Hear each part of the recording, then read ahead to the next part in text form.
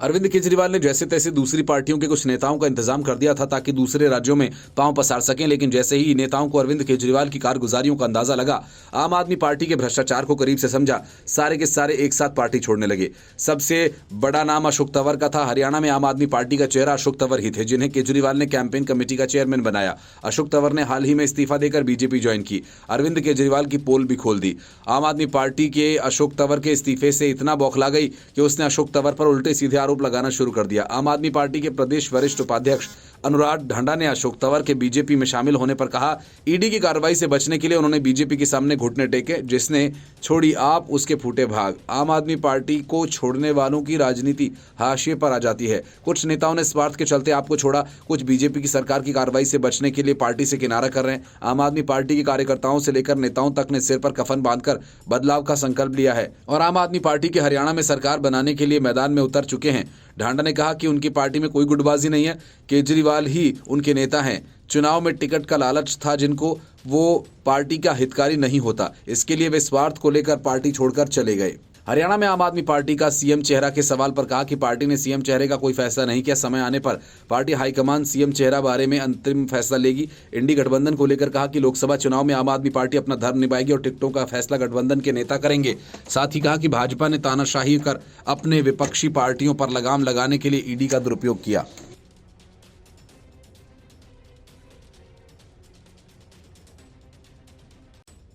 सनातन धर्म की तुलना डेंगू से करने वाली डीएमके की तमिलनाडु सरकार ने रामलला प्राण प्रतिष्ठा कार्यक्रम के लाइव प्रसारण पर रोक लगा दी है।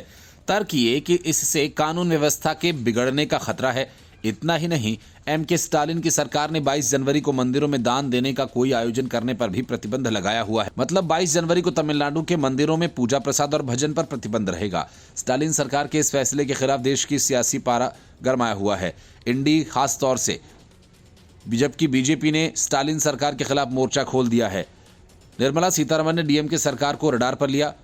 एक्स पर पोस्ट कर कहा, जय श्री राम। राज्य में श्री राम के 200 से अधिक मंदिर हैं। हिंदू रिलीजियस चैरिटी डिपार्टमेंट की ओर से नियंत्रित मंदिरों में भगवान राम के नाम पर किसी भी पूजा, भजन, प्रसादम, अन्नदानम की इजाजत नहीं है। निर्मला सीतारमण के हमलों के बाद तमिलनाडु सरकार सफाई देने सामने आई। तमिलनाडु के Hindu religious charity minister Shekhar Babu ने इसे गलत बताया। उन्होंने कहा, जानबूझकर मैसेज ये गलत फैलाया जा रहा है। पोस्ट में ये भी कहा कि निजी तौर पर जो मंदिर संचालित हैं वहां भी पुलिस कार्यक्रम आयोजित करने से रोक रही है और आयोजकों को धमकी दे रही है। ऐसा कुछ हुआ तो पांडाल तोड़ देंगे। हिंदू विरोधी और घृणित कार्रवाई है जिसकी मैं कड़ी निंदा करती हूं। उन्होंने कहा कि तमिलनाडु सरकार अनौपचारिक लाइव टेलीकास्ट प्रतिबंध को उचित ठहराने के लिए कानून व्यवस्था के बिगड़ने का दावा कर रही है। ये एक झूठी और फर्जी कहानी है। निर्मला सीतारमण ने कहा कि अयोध्या फैसले के दिन कानून व्यवस्था की कोई समस्या नहीं थी। देश भर में ये समस्या उस दिन भी नहीं थी जब प्रधानमंत्री नरेंद्र मोदी ने राम मंदिर का शिलान्यास किया था। तमिलनाडु में प्रभु श्री राम की प्राण प्रतिष्ठा उत्सव मनाने के लिए लोगों में उमड़े स्वैच्छिक भागीदारी और भावना ने हिंदू विरोधी डीएमके सरकार को बेहद परेशान कर दिया है। दूसरी ओर तमिलनाडु के Hindu religious charity minister Shekhar Babu ने इस दावे को गलत बताया। सेलम में डीएमके का युवा सम्मेलन चल रहा है, ध्यान भटकाने के लिए अफवाह फैलाई जा रही है। उन्होंने कहा, चैरिटी डिपार्टमेंट ने तमिलनाडु के मंदिरों में भक्तों पर राम के नाम पर पूजा करने, भोजन देने, प्रसाद चढ़ाने पर कोई रोक नहीं लगाई है। ये अफसोसजनक है कि निर्मला सीतारमण जैसी शख्सियत इतने ऊंचे पद पर होते हुए भी गलत संदेश फैला रही हैं। माना जा रहा है कि हाल ही में पीएम मोदी तमिलनाडु के मंदिरों में जो पूजा करके लौटे। रामेश्वरम में पूजा अर्चना करने के बाद पीएम मोदी ने रोड शो किया जिसमें भीड़ ने स्टालिन सरकार की नींद उड़ा दी। इसी वजह से डीएमके ने पूजा और प्रसारण पर प्रतिबंध लगा दिया। तमिलनाडु सरकार के मंत्री जो दलील दे रहे हैं वह कुछ वैसा ही है जब स्टालिन ने द कश्मीर फाइल्स के प्रसारण पर रोक लगा दी थी। सुप्रीम कोर्ट के आदेशों के बाद भी डीएमके ने किसी थिएटर में फिल्म नहीं चलने दी और उनका कहना है कि लोग देखना ही नहीं चाहते। इस तरह का खेल अब तमिलनाडु की सरकार रामलला के प्राण प्रतिष्ठा के दिन करने की तैयारी में है।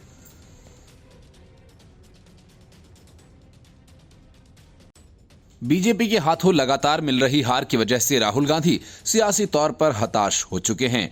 अब ये हताशा इतनी बढ़ गई है कि वे पीएम मोदी और बीजेपी के साथ सुरक्षा कर्मचारियों पर भी अपनी भड़ास निकालने लगे हैं। मतलब कि राहुल गांधी अपनी सुरक्षा में तैनात जवानों को भी अपमानित करने लगे हैं। राहुल गांधी की इस हरकत की वजह से केंद्रीय मंत्री किरेन रिजिजू ने उन्हें कड़ी फटकार लगाई। राहुल गांधी भारत जोड़ो न्याय यात्रा पर हैं। 14 जनवरी 2024 से मणिपुर से शुरू हुई ये यात्रा नागालैंड और असम होते हुए अरुणाचल प्रदेश पहुंची। अरुणाचल प्रदेश पहुंचकर उन्होंने लोगों को संबोधित भी किया, लेकिन इस बीच राहुल के भाषण की एक छोटी सी क्लिप वायरल हो गई। राहुल उस 7 सेकंड की क्लिप में कह रहे हैं, भैया जरा अपने सीआरपीएफ वालों से कह दो कि तमाशा न करें, ये लोग तमाशा कर रहे हैं। राहुल गांधी का बस इतना कहना था कि भारतीय जनता पार्टी की ओर से केंद्रीय मंत्री किरेन रिजिजू ने इसे लपक लिया। उन्होंने बाकायदा ट्वीट कर इसे सीआरपीएफ जवानों का अपमान बताया। रिजिजू ने राहुल गांधी को वो 7 सेकंड का शेयर किया हुआ वीडियो लिखा कि राहुल गांधी अरुणाचल प्रदेश में हमारे बहादुर सीआरपीएफ जवानों का अपमान करने आए थे।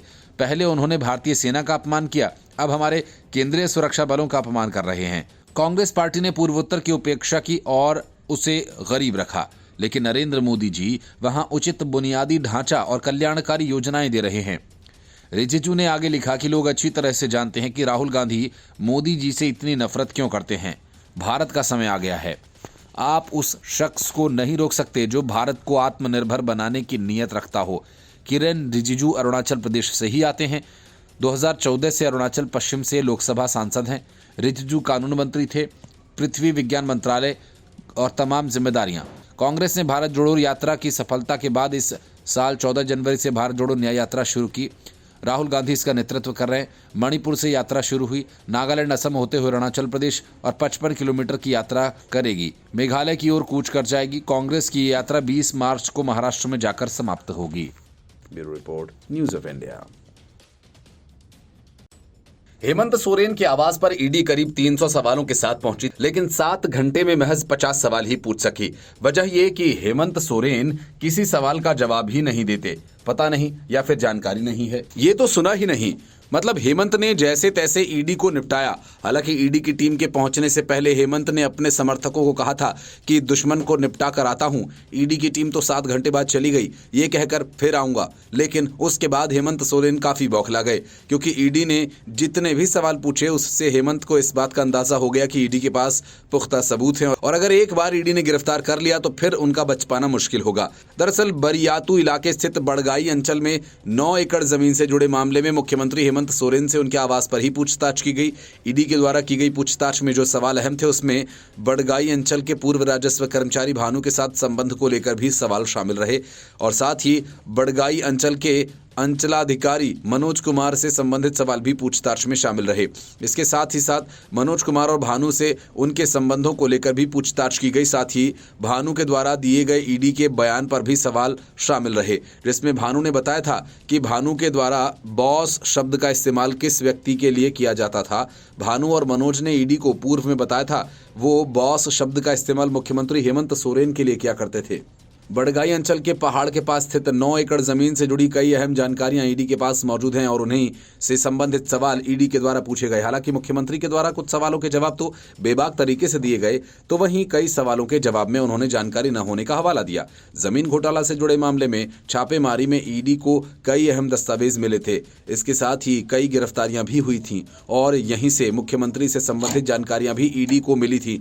ईडी ने पूछताछ के बाद हेमंत सोरेन को भी समर्थकों के बीच खूब गरजे। झारखंड के सीएम हेमंत सोरेन ने आवास के बाहर निकलकर समर्थकों की भीड़ को संबोधित किया। उन्होंने कहा कि हम झुकने वाले नहीं, हमने झारखंड लड़कर लिया है। झारखंड को षड्यंत्रकारियों के हाथ में नहीं जाने देंगे। हमारे विपक्षी जाल बिछा रहे हैं, इनके जाल को कुतर कुतर कर आगे बढ़ेंगे। हम इनके कारवा में आखिरी कील ठोकेंगे। मुख्यमंत्री के इस बयान को भाजपा ने आड़े हाथों लिया। बीजेपी विधायक सीपी सिंह ने कहा कि कल पूछताछ के दौरान जिस तरीके से माहौल बनाया गया उससे केंद्रीय एजेंसी डर जाएंगी क्या। सीपी सिंह ने मुख्यमंत्री को नसीहत देते हुए कहा कि वो जोश में है, ये अच्छी बात है, लेकिन केंद्रीय एजेंसी को डराने की कोशिश करना सही नहीं।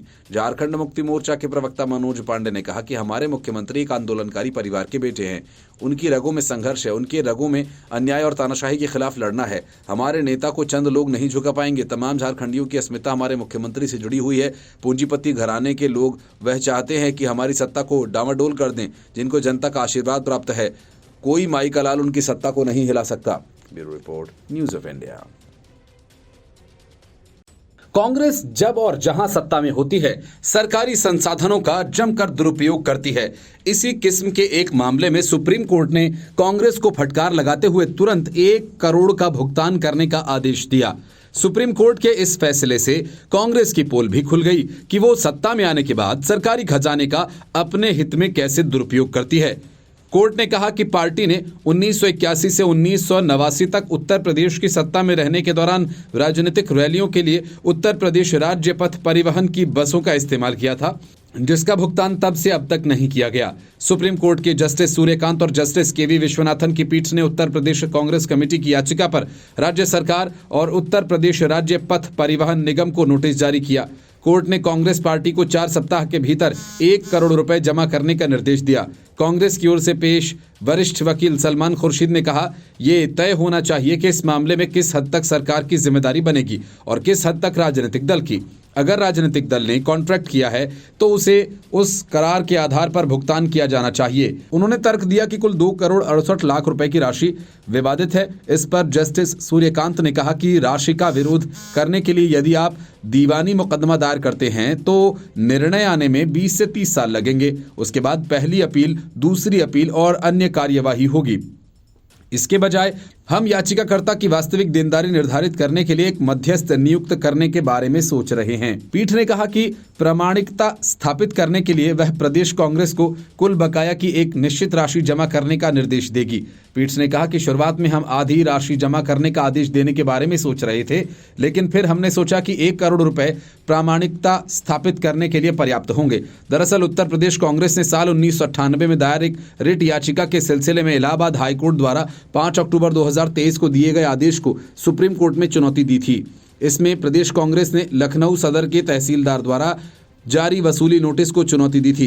ये कार्यवाही उत्तर प्रदेश राज्य पथ परिवहन निगम के प्रबंध निदेशक के कहने पर शुरू की गई थी। इसमें किया गया दावा कि प्रदेश कांग्रेस पर 2 करोड़ 68 लाख रुपए की राशि बकाया है और वो इसे वसूलने के हकदार हैं।